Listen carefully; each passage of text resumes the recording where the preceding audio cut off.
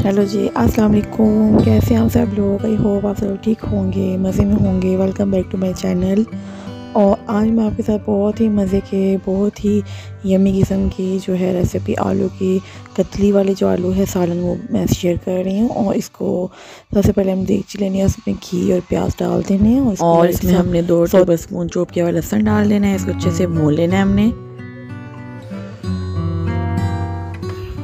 सो ये वही इंग्रेडिएंट्स हैं जिनमें ये है धनिया पाउडर, ज़ीरा पाउडर, ये रेड चिली पाउडर, ये साबुत गरम मसाला है, हल्दी है, और ये कुटी हुई लाल मिर्च है, और ये सॉल्ट है। ये सारी चीज़ इसमें जाएंगी।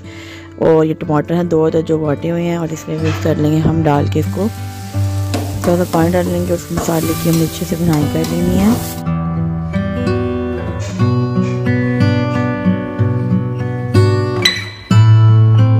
मसाला हमारा वो भुन चुका है अच्छे से। और जो है इसमें हम अपने जो कटली में कटे हुए आलू हैं गोल गोल से, वो इसमें डाल देंगे।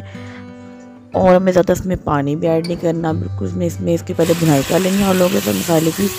इसमें हम थोड़ा सा पानी ऐड करेंगे ताकि जो है ना कि आलू की कटिंग बारीक हुई हुई है और ये बहुत जल्दी जो है ना वो नरम हो जाएंगे। तो मिक्स हो जाएंगे तो फिर इसका वो जो है ना लुक नहीं रहेगी।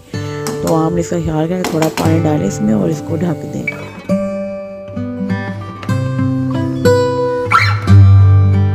10 से 15 मिनट गुजर गए हैं। तो अब इसे खोल कर चेक किया मैंने, तो ये काफ़ी हद तक गल चुकी हैं।